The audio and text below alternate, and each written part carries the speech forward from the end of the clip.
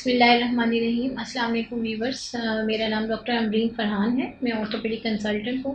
आज जिस टॉपिक पे मैं बात करूँगी वो है ऑस्टियोपोरोसिस। ऑस्टियोपोरोसिस क्या है, पहले तो इस चीज़ को समझ लेते हैं। ऑस्टियोपोरोसिस हड्डियों की बीमारी है जिसको हड्डियों का भुरभुरापन भी कहा जाता है। ऑस्टियोपोरोसिस क्यों होता है, इसको समझने से पहले हम ये समझ लें कि हमारी हड्डियाँ बनी कैसे हैं। जिस तरह एक बिल्डिंग को तामीर किया जाता है, उसमें पहले सरियों से केज बनाया जाता है और उसके अंदर फिर सीमेंट की फिलिंग की जाती है। इसी तरीके से हमारी हड्डियों में भी एक स्ट्रक्चर है जो कि प्रोटीन से बना हुआ है और उसके ऊपर फिर मिनरल डिपॉजिशन होती है, जो कैल्शियम, मैग्नीशियम और दूसरे मिनरल्स होते हैं हमारी बॉडी में, वो मिल के प्रोटीन और मिनरल्स मिल के हमारी हड्डियाँ बनती हैं।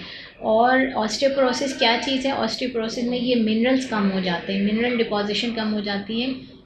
प्रोटीन स्ट्रक्चर हमारा रहता है, लेकिन जो उसको मजबूत करने वाली चीज़ें हैं, जो हमारी जैसे बिल्डिंग में सीमेंट का काम जो चीज़ कर रही है, वो सीमेंट कम हो जाता है, जिसको हम ये आम ज़बान में कह सकते हैं कि कैल्शियम या मैग्नीशियम और इस तरह के मिनरल्स की कमी हो गई है वक्त के साथ साथ, एज के साथ साथ। अब ये चीज़ें क्यों होती हैं?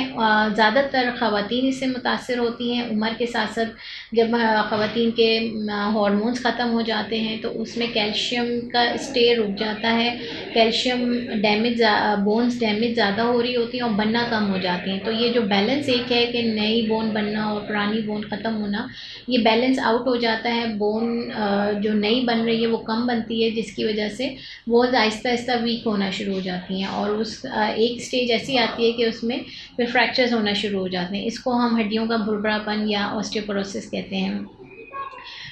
इसमें ये बताती चलूँ कि सिर्फ़ ख़वातीन ही नहीं, मर्द हज़रात भी इससे अफेक्टेड हो सकते हैं।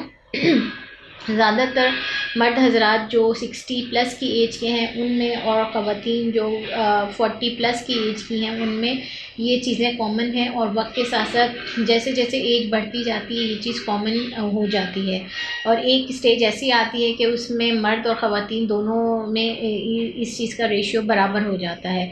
तो दोनों को ही अपनी हड्डियों को मज़बूत रखने के लिए कुछ ऐसी चीज़ें करनी चाहिए जिससे हम इस चीज़ को प्रिवेंट कर सकें। सबसे पहले तो हम ये समझ लें कि कोई बीमारी नहीं है, ये एज रिलेटेड चेंज है और इसको बेशक हम प्रिवेंट कर सकते हैं।